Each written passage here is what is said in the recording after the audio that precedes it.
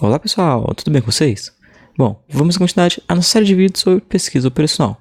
E nesse vídeo vamos discutir sobre ótimo local versus ótimo global. Vamos aprender o que significa isso e como que isso impacta nas ferramentas, nos softwares para a solução de modelagem matemática. Aqui nos vídeos até agora nós vimos mais a parte prática e não vimos como que os problemas são resolvidos matematicamente. Mas uma breve introdução, que é necessária para a explicação desses ótimos, é o seguinte. Nos modelos lineares, as minhas restrições, como o nome já diz, são lineares, são retas. Com isso, em um modelo linear, eu tenho lá um gráfico com as minhas restrições e eu sei que a minha solução ótima sempre vai estar ou num vértice ou será uma reta. Com isso, quando qualquer software que você utiliza encontra a resposta ótima, ele sabe que aquele ponto realmente é a melhor solução na programação linear, certo? O que acontece é que nós temos a solução não linear. Como o nome já diz, essa função aqui de baixo, ela é não linear. Por quê? Porque ela não é uma reta. Observe, ela desce, sobe, desce, sobe, desce, sobe. Então, o que acontece? Na programação linear, quando o software encontra a solução ótima, automaticamente aquela solução ótima já é a solução ótima global. O que acontece na solução não linear, que é aqui de baixo? Vamos supor, dependendo do software que você está utilizando, ele não sabe, ele vai descobrindo os valores da função, né? Então, por exemplo, se ele começa daqui, ele não sabe todo esse canto que já tem aqui à direita. Ele só consegue ver onde ele já passou. Então, vamos lá. O mouse é por as simulações que o programa está fazendo. Vamos supor que ele quer minimizar. Então, o programa vai vindo, ó. Ele vem, e aí ele começa a observar que os valores estão diminuindo. Então, ele vai e pensa, ótimo, estou avançando aqui e o meu valor da minha função está diminuindo. Então, se é um problema de minimização, ótimo. Chega no momento que ele chega aqui nesse valor mais baixo. E aí, quando o software vai passando para o outro lado, vai continuando, ele vai aumentando, correto? O que acontece é que esse ponto aqui, ele é um ponto ótimo local. Justamente porque desse local daqui, de toda essa região, ele é o menor ponto. Que no caso aqui, está representado com o valor de x para 1.09. O que acontece? Dependendo do software que você utiliza, ele vai chegar aqui, deu o 1.09. Descobriu aqui o x de 1.09. Ele vai aumentando e aí ele vai ver que está aumentando. Está diminuindo, então, o seu objetivo. Então, ele chega, vamos supor. Ele chega até aqui e pensa, então lá para frente não tem nenhuma solução melhor do que essa. E aí ele vai determinar essa como uma solução ótima. Bom, por exemplo, isso acontece no Excel, no solver, dependendo da maneira que você configura.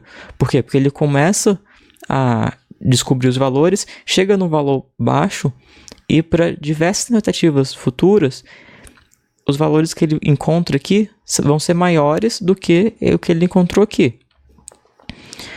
E aí ele vai atribuir esse valor aqui como uma solução ótima. O que acontece é que quando nós vimos aqui tudo, nós vemos que tem outro ponto menor aqui. Observe. No 3,03. Então, esse daqui, quando eu descobri que tem esse outro local ótimo, eu já descobri que esse daqui já não é o meu ótimo global. E aí, quando eu continuo, observe que, dependendo do programa que você utilizar, ele chega aqui no 3,03. E ele vai continuar, ó. Quando ele continua, está aumentando. Ele está resultando valores maiores do que o que ele encontrou aqui atrás. Então ele acha, então para lá não vai ter nenhuma solução melhor. E ele vai atribuir esse valor. Só que quando na realidade a gente vê, e tem um valor menor ainda. Então nesse exemplo aqui, o x é menor do que 6. Então nesse exemplo, eu posso afirmar que eu tenho aqui ótimos locais, e o meu ótimo global, que é o meu menor valor possível, é justamente esse daqui, quando o meu x é igual a 5,02. Então, dependendo do software que você utiliza, ele nem sempre irá encontrar a solução, o global mesmo. Ele tem dificuldade de encontrar essa solução, porque realmente é difícil, ainda mais quando você coloca diversas funções. Então, esse é um problema que existe no solver do Excel, porque dependendo da maneira que você configura e o tempo que ele leva para resolver, você vai chegar numa solução que você acredita que é a melhor opção, mas na realidade ela é o ótimo local, ela não é o ótimo global. Aqui eu tenho o exemplo de outras imagens, observe. Aqui eu tenho um mínimo local e aqui eu tenho o meu mínimo global, aqui embaixo. Observe que ele aumenta depois e aqui eu tenho o mínimo global. Aqui outro exemplo parecido com esse, eu tenho um local ótimo e aqui embaixo eu tenho o ótimo global. Só que nesses três exemplos eu tenho só duas variáveis, né? Então o que acontece quando eu tenho já três variáveis, x, y e z? Observe, eu tenho um ótimo local aqui e o meu ótimo global aqui do outro lado. Nesse exemplo, ele é diferente, ele é de maximização. Então, os meus ótimos estão para cima e não para baixo. E aí você pode perguntar, tudo bem, como que eu faço para descobrir o ótimo global utilizando o Lingo? Então, aqui a gente tem um manual online, né, que eu já mostrei no último vídeo. Aqui no Lingo também tem o mesmo texto e as mesmas imagens. Para ativar o Global Solver do Lingo, você vem aqui em Solver, Options, e aí vai ter aqui Global Solver.